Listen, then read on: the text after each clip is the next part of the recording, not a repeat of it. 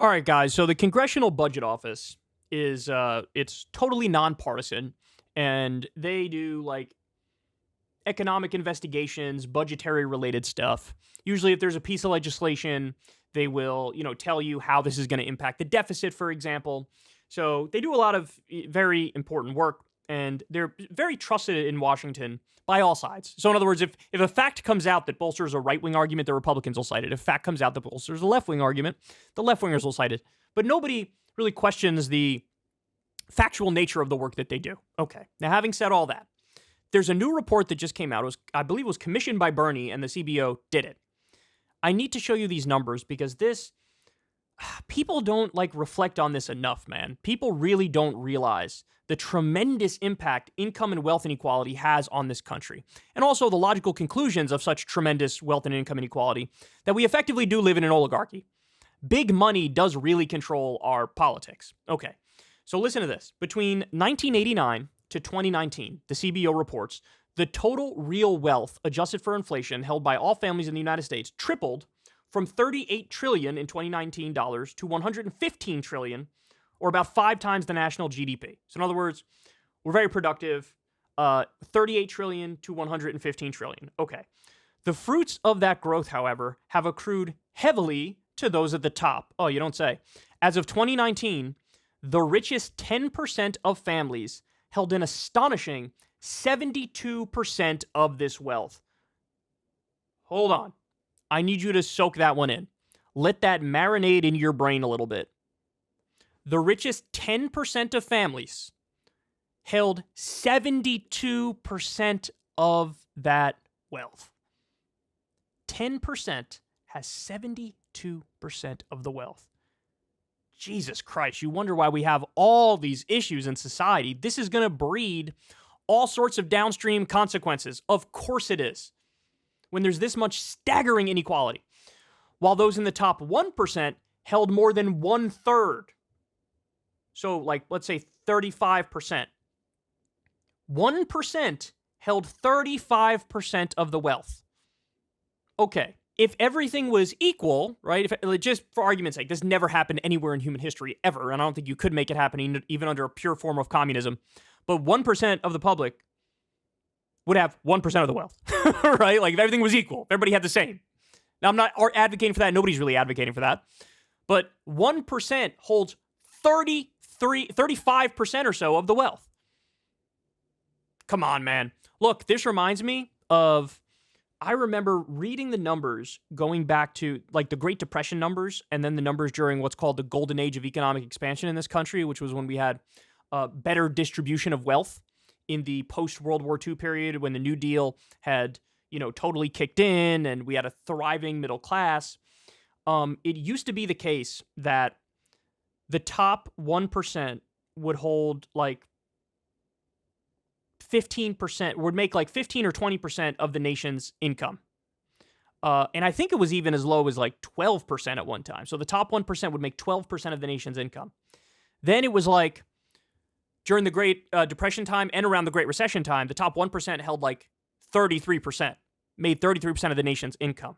Now, this is wealth, which is a little different from income, but still, we're talking about 1% holding 35% of the wealth. That's insane. They continue. The appalling asymmetry of these developments is underscored even more strongly by the CBO's findings vis-a-vis the bottom half of all American families. Here's the whopper. The bottom half of American families now hold a mere 2% of the country's total wealth. They go on to say there's a strong racial bias as well. Bottom 50% hold 2% of the wealth. So here's what this looks like, man. Here's what this looks like in chart form. This is how much the top 10% hold. The 51st to the 90th percentile hold that. The bottom 50%, this little sliver down here, is what they hold. This is unsustainable. This is, you're begging for the country to have serious issues if this is the way it works. I don't know what else to say about it, man. I don't know what else to say about it. It has to change. I've always said, I don't know how or why this idea that redistribution of wealth is bad took hold. Well, actually, I think what people think is the distribution of wealth as it is like how it naturally is. And if people earned it the way it is. I think that's the default assumption, but that is just not remotely true. It's just not. I mean, I've told the story before. The person I've known in my life who worked the hardest was living at or below the poverty line. I mean, working 3 jobs, busting his ass, and living at or below the poverty line. It is not the harder you work, the further you go. This is not a natural state of affairs. Everything is a policy choice. You can just choose to have a better distribution of the wealth. How? Redistribution of wealth. Tax the wealthy. Redistribute that money into universal programs. If you gave everybody universal health care, universal education, eliminated medical debt, eliminated student loan debt, and did a UBI, just those things, immediately you'd have a massive change in the country, and we would be a much healthier country. You'd see a lot of these markers of a failing society would reduce. I have no doubt about it whatsoever. None. All these like deaths of despair, for example, I bet you they would tick down colossally. Because people have no hope. The ladder of success they're not able to climb up that ladder of success. I mean, we're really stagnant. If anything, we're moving in the wrong direction. You guys remember that Rand Corporation study where they found the top 1% has effectively stolen $50 trillion from the bottom 90%. Stop and think about that.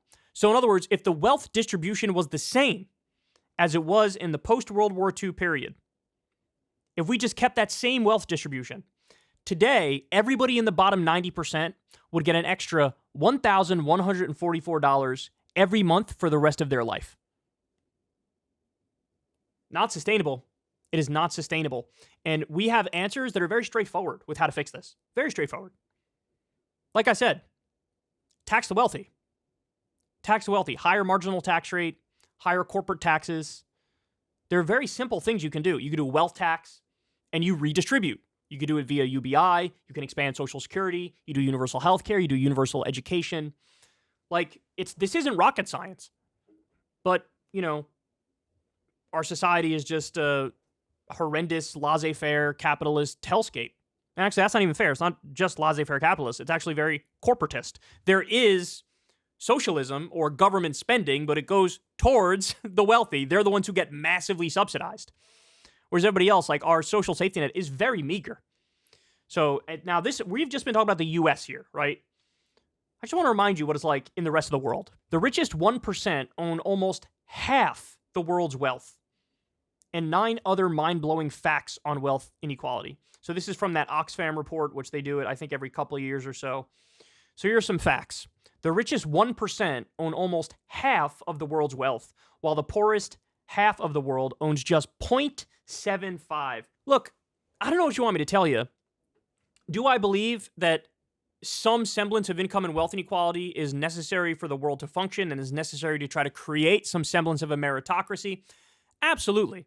Literally nobody will argue everybody should get exactly the same all the time, no matter what you do, etc. Nobody would argue that. And if they would, they're, I think, psychotic, right? They haven't thought about these things for more than 3 seconds.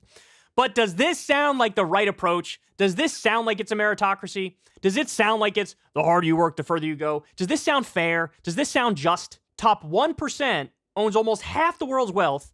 The poorest 50% owns just 0.75%. If I made that up, you'd be like, no, that can't be true. No way. But it is. 81 billionaires have more wealth than 50% of the world combined. 81 people have more than 50% of the world combined. 10 billionaires own more than 200 million African women combined. Extreme wealth and extreme poverty have seen a sharp, simultaneous increase for the first time in 25 years. Wow, what a surprise. Extreme wealth and extreme poverty seem to rise together. Who'd have thought it? I thought a rising tide lifts all boats, bro. This isn't a zero-sum game. Apparently it is. The poorest countries are spending 4 times more repaying debts than on healthcare. That sounds good. The richest 1% own almost 2/3 of all the world's new wealth. Let me repeat that. The richest 1% owns almost 2/3 of all the world's new wealth. 2/3 of the wealth creation that's happening right now is going to the top 1%. Totally unsustainable. A billionaire emits 1 million times more carbon than the average person. Billionaires are collectively earning an estimated $2.7 billion a day. And then they say this was back, I guess, last year. Food and energy companies more than doubled their profits in 2022. Look, man, unsustainable. And shame on the media, too, for not, like, this is the stuff you guys should be talking about. You should be educating people on these facts. Because I got news for you. The quickest way to, quote-unquote, radicalize somebody, I don't really think you become all that radical, but that's the term that's used, radicalize somebody, is show them the facts. If you just show them the facts, they'll reach their own conclusions. It doesn't take much brain power to look at this and go, yeah, this doesn't seem right. This seems kind of messed up. Maybe we should do something to change this. That's the default perspective for any reasonable human being. The media should be covering this ad nauseum. People should be pushing their politicians to address the income and wealth inequality. And like I said, there's very simple answers. There's very simple solutions. And if you want to talk about the more extreme solutions, we can have that conversation too, moving towards trying to democratize some semblance of the workforce more. I understand all those things. But first things first, we got to put the fire out before we jump to the revolutionary talk. And the way you do that is through tried and true, proven policies that we know could redistribute the wealth in a reasonable way. Hey, y'all, do me a favor and like and subscribe. It helps out big time in the algorithm. Click the bell as well for notifications when videos drop, and watch that video on screen right now. You know you want to.